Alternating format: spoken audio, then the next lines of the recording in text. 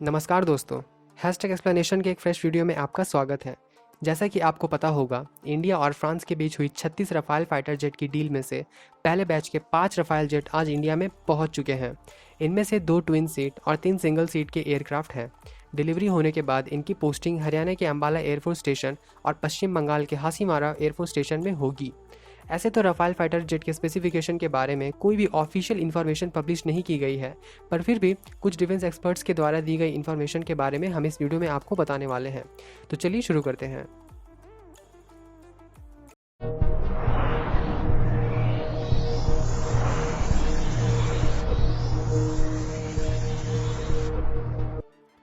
Rafale fighter jet की idea सबसे पहले मार्सेल डसॉल्ट ने साल 1985 में दी थी। मार्सेल डसॉल्ट डसॉल्ट कंपनी के फाउंडिंग मेंबर भी रहे हैं।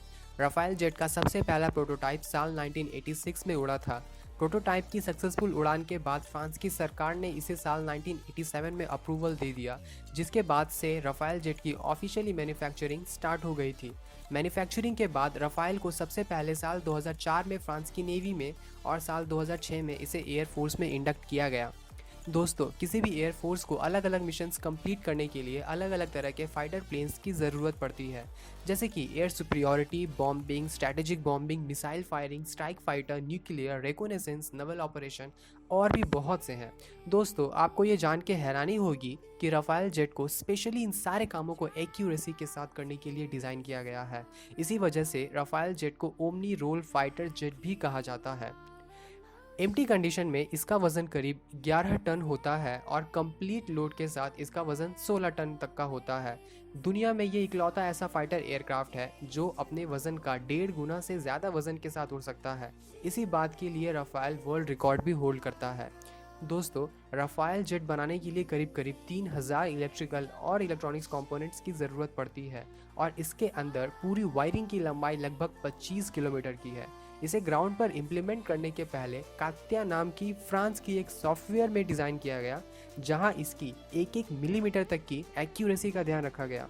कात्या एक खास तरह का सॉफ्टवेयर है जिसे केवल डसॉल्ट ही अपने पास रखती है और कुछ कंपनियों को लाइसेंस पर यूज़ करने की परमिशन देती है। इन सब बातों से आप अंदाज़ा लगा सकते हैं कि राफेल जेट कितनी कॉम्प्लेक्स मशीन हो सकती है। इस एक प्लेन को बनाने में 2 साल और 7000 स्किल्ड लेबर्स की हार्डवर्क की ज़रूरत पड़ती है। राफेल फाइटर जेट की 3 वर्जन्स होती है। एक है राफेल बी लैंड बेस्ड, जो कि 2 सीटर प्लेन है और ये ट्रेनर वेरिएंट है। दूसरा है राफेल सी लैंड बेस्ड, जो कि सिंगल सीटर है। और तीसरा है राफेल एम कैरियर बेस्ड, जो कि नेवी के लिए बनाया गया है और इसके लैंडिंग गियर काफ़ी मजबूत बनाए जाते हैं, जिससे कि बिना किसी डैमेज के एयरक्राफ्ट कैरियर पर आसानी से जंप कर सकें। राफेल जेट में कई तरह के स्पेशल टेक्नोलॉजी डिवाइसेस भी लगाए गए हैं, जैसे कि multi directional radar, passive sensors, reconnaissance pod, spectra. इसमें लगी मल्टी डायरेक्शनल रडार 100 किलोमीटर की रेंज में 40 टारगेट्स को डिटेक्ट कर सकती है। ये जेट के सामने कोन पर लगी हुई रहती है, जिसमें बहुत सारे सेंसर्स लगे होते हैं। कॉकपिट के सामने लगी हुई टेलीस्कोपिक पॉड रडार के द्वारा डिटेक्ट की हुई टारगेट्स की ऑप्टिकल इमेजेस जनरेट करके पायलट को दिखाता है। और इस टेलीस्कोपिक पॉड की एक और खास बात यह है कि ये साथ में उड़ रही दूसरे फाइटर जेट्स की रडार के थ्रू ली गई डेटा को एक्सेस कर सकता है और उसे पायलट तक पहुंचा सकता है।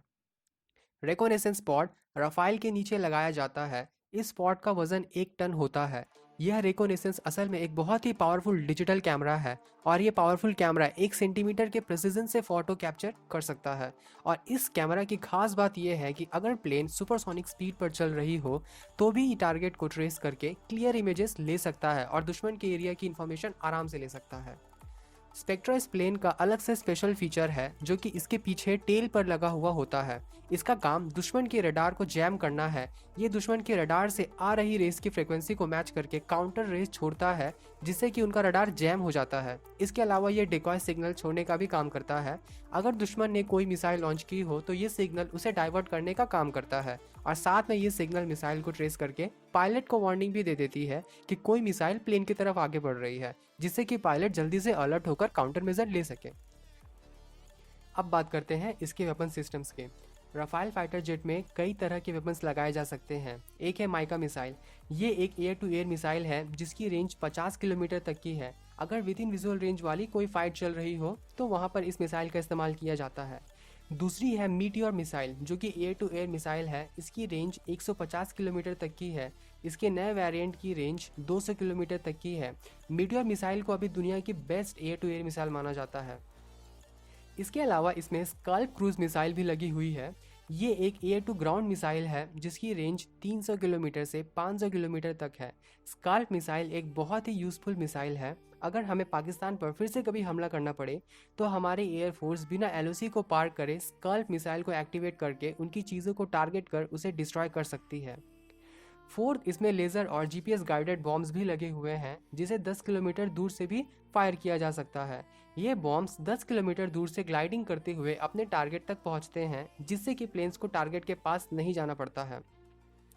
इन सब के साथ साथ राफेल अपने साथ एक्सोसेट एंटी शिप मिसाइल भी कैरी करता है जिसकी रेंज 70 किलोमीटर तक है। ये एंटी शिप मिसाइल एक वॉरशिप को पूरी तरह से तबाह करने के लिए काफ़ी होता है। दोस्तों, ये राफेल फाइटर जेट के लिए बहुत ही यूनिक बात है कि ये इतनी सारी वेरियस टाइप की वेपन्स को एक बार में कैरी कर सकती है। बाकी के फाइटर जेट्स इन सारे वेपन्स को एक बार में कैरी नहीं कर सकते हैं, और यही बात राफेल फाइटर जेट को बाकी फाइटर जेट से यूनिक बनाती है। विंग्स के नीचे साइड में लेजर टारगेटिंग पॉड नाम का एक डिवाइस लगा होता है। ये किसी भी ग्राउंड अटैक को पिन पॉइंट प्रिसाइजली टारगेट करके हिट कर सकता है। इसमें विद इन विजुअल रेंज वाली डॉग फाइट के समय इस्तेमाल होने वाली एक मशीन गन भी लगी हुई है। इसका नाम गिया गन है। नॉर्मली ये गन हिडन रहती है, लेकिन ज़रूरत पड़ने पर यह बाहर निकलकर 3000 राउंड पर मिनट की स्पीड से फायर भी करती है। अगर प्लेन को लंबी दूरी की किसी मिशन को पूरा करना हो तो इसमें 2000 लीटर की एक्सटर्नल फ्यूल टैंक भी लगाई जा सकती है। ज़रूरत पड़ने पर इस तरह के 3 फ्यूल टैंक्स और लगाकर प्लेन की रेंज को बढ़ाया जा सकता है। इस प्लेन के कुछ और फीचर्स के बारे में अगर बात की जाए तो इसमें कंप्यूटर कंट्रोल्ड कनार्ड्स लगे हुए होते हैं। इसका काम प्लेन को बैलेंस रखना होता है। ये प्लेन के मूवमेंट के हिसाब से हवा के मूवमेंट को डाइवर्ट करने के लिए अपना पोजीशन चेंज करते रहता है, जिससे कि प्लेन का मूवमेंट बैलेंस रहे। इसकी खास बात यह है कि ये पूरी तरह से कंप्यूटर कंट्रोल्ड होते हैं, और कंप्यूटर कंट्रोल्ड होने की वजह से इसे ऑपरेट करने के लिए पायलट को एक्स्ट्रा एफर्ट नहीं देना पड़ता है। ये कंप्यूटर कंट्रोल कनार्ड्स प्लेन के लिए एयर ब्रेकिंग का भी काम करता है। खास तौर पर अगर नेवल प्लेन्स की बात की जाए तो नेवल प्लेन जब एयरक्राफ्ट कैरियर पर लैंड करता है तो उसको लैंड करने के लिए कम से कम जगह मिलती है और कम से कम स्पीड पर उसको लैंड करना होता है। लैंडिंग के समय ये कनार्ड्स फ्लैट हो जाते हैं, जिससे कि हवा का रेजिस्टेंस बढ़ जाता है, और तब ये एयर ब्रेकिंग का काम करता है, जिससे कि लैंडिंग के समय प्लेन की स्पीड कम हो जाती है। और आपको ये बता दूं कि राफेल दुनिया में सबसे कम स्पीड पर लैंड करने वाला फाइटर प्लेन है। इससे राफेल को एक और एडवांटेज भी मिलता है। कम स्पीड पर लैंड करने से इसके लैंडिंग गियर पर प्रेशर नहीं पड़ता है, जिससे कि इसका लाइफ स्पैन बढ़ जाता है और इसके मेंटेनेंस का खर्चा भी कम हो जाता है। इसका डिज़ाइन पूरी तरह से मॉड्यूलर है। हर फ्लाइट के बाद ऑटोमेटिकली कंप्यूटर सारी चीज़ें खुद से चेक कर लेता है। कोई खराबी होने पर कंप्यूटर डिस्प्ले पर शो कर देता है कि प्लेन के कौन से पार्ट में क्या खराबी है और किस पार्ट को रिप्लेस करने की ज़रूरत है।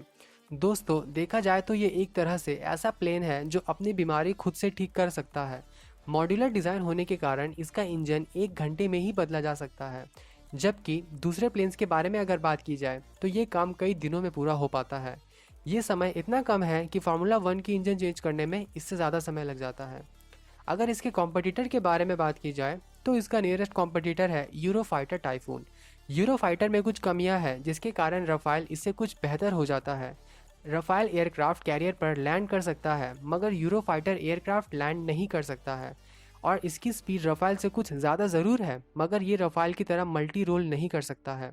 यूरोफाइटर अभी कॉम्बैट प्रूवन नहीं है, इसने अभी किसी भी बैटल में हिस्सा नहीं लिया है। जबकि रफाल की बात की जाए तो वो सीरिया और लिबिया में फाइट कर चुका है और खुद को प्रूव भी कर चुका है, जिससे कि ये कॉम्बैट प्रूवन भी है। तो दोस्तों आज के लिए बस इतना ही। आई होप कि आपको ये वीडियो अच्छा लगा होगा। वीडियो को लाइक करना मत भूलिएगा। इस तरह के और भी वीडियोस के अपडेट के लिए सब्सक्राइब कीजिए हमारे चैनल #explanation को।